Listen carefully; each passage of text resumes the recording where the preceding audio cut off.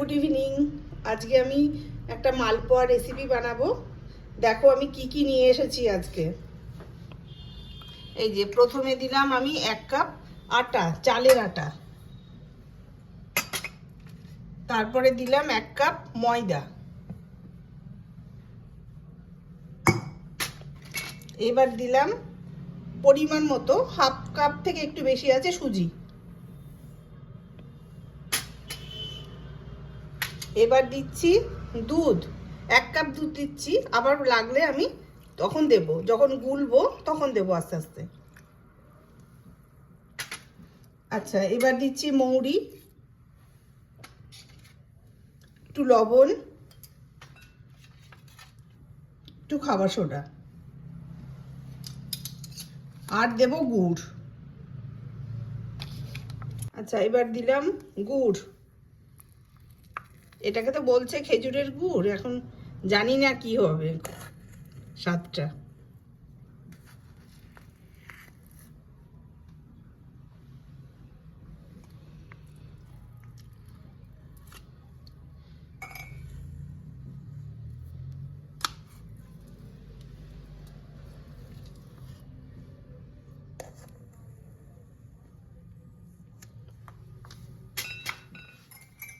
এবার এটাকে আমি আস্তে আস্তে ভালো করে মাখিয়ে নেব। একদম কোনো মানে আটা বা ময়দার কোনো ইয়ে থাকবে না। এই যে যেগুলো একটু ডেলা ডেলা বলে সেগুলো থাকবে না, পুরো একদম মানে মেল্ট হয়ে যাবে। আচ্ছা, আমি তো বলেইছিলাম প্রয়োজন হলে আমি আবার দুধ দেব।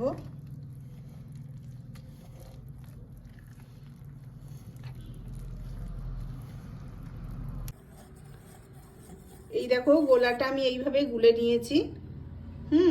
আর যখন বানাবো তখন ওই চামচ দিয়ে তোমাদের দেখাবো। এটা ঠিক এইরকম হয়েছে, এই কোয়ালিটিটা। এবার 10 মিনিট ঢেকে রেখে দেবো, তারপরে পিঠেটা বানাবো।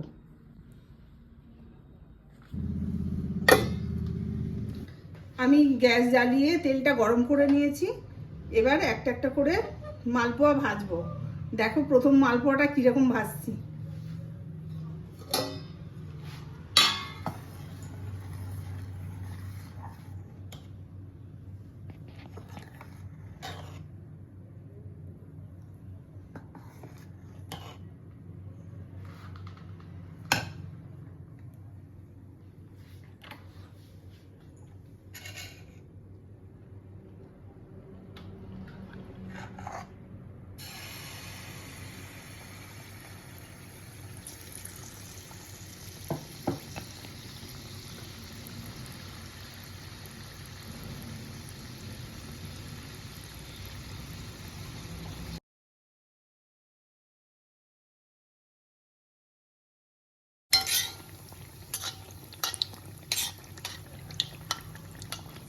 দেখো ফুলেছে, এটা আমি ভয় করছিলাম ফুলবে কিনা। এবার এটা উল্টে দিলাম।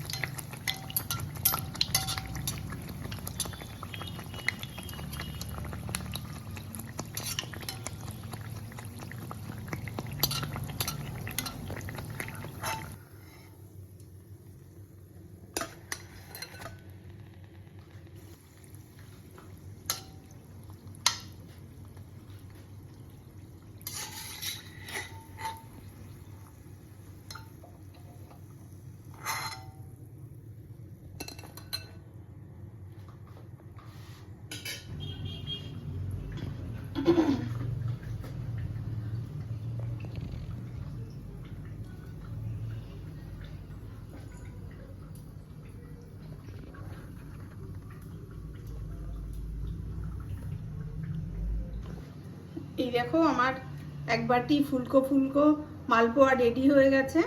এবার আমি তোমাদের দেখাবো ভিতর থেকে জিনিসটা কেমন দেখাচ্ছে, কেমন হয়েছে দেখো।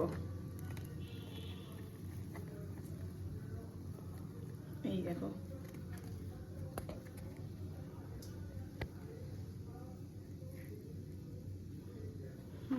এরকম হয়েছে।